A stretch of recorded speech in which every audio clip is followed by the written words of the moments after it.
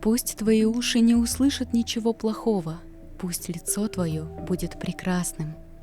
Так говорили девушкам, вдевая в их мочки серьги.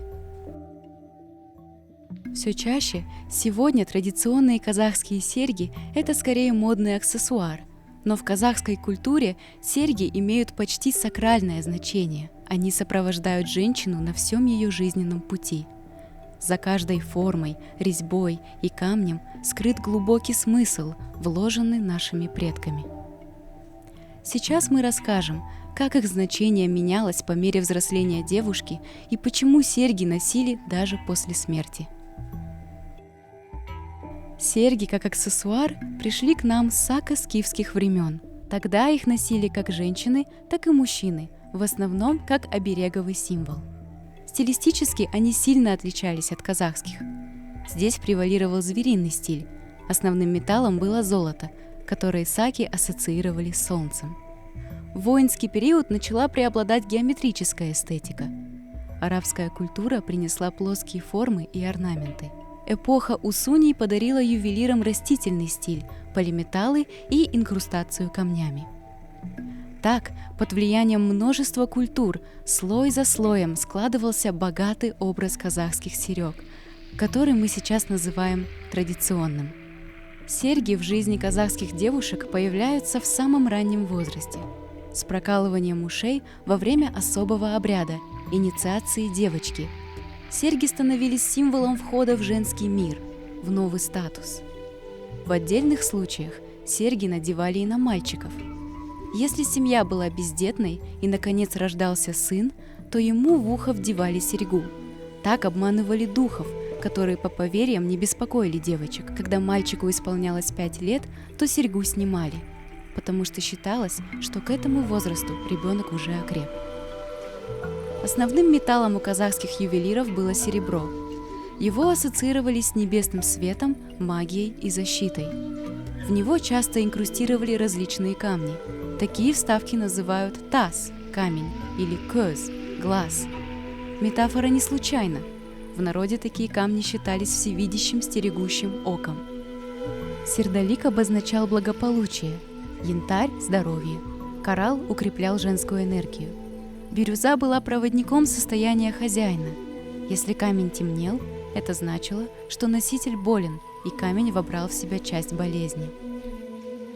Тиснение, форма и подвески нередко символизировали плодородие, поэтому они были похожи на деревья, цветы, семена.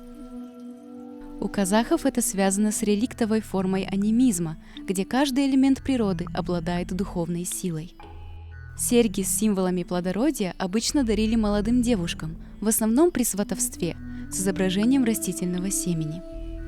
Считалось, что оно способствовало увеличению потомства в семье. Иногда и геометрические фигуры трактовали как символы деторождения. Например, ромб ассоциировался с жизненным благом, плодородием и здоровьем детородных органов. Многие фигуры и формы сохранились с воинского периода, например, серьги с пиковидными концами – найза-сырга.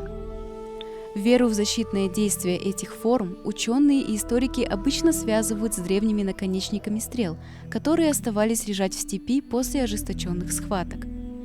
Кочевники находили их во время своих странствий и часто использовали в качестве амулетов. Серьги-амулеты также могли быть в форме сердца – журек-сырга и в форме секиры – айбалта-сырга. Но главной фигурой воинского периода был треугольник. Он воспринимался как оберег и представлял собой вертикальную структуру мира, основную онтологическую идею тенгрианства. Поэтому тумары, многие серьги и имеют треугольную форму. Помимо треугольников были распространены и другие космогонические формы – Солнца и Луны. Изображение Солнца ювелиры интерпретировали целой серией символов – круг, цветочная розетка, спираль.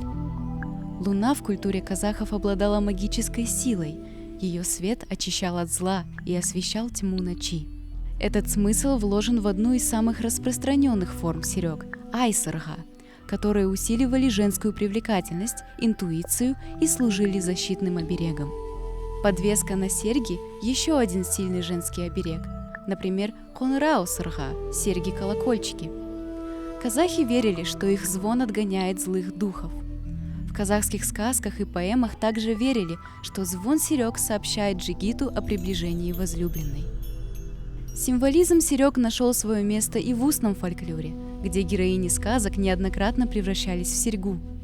Этот мотив подчеркивал, что серьги – олицетворение женской красоты и статуса.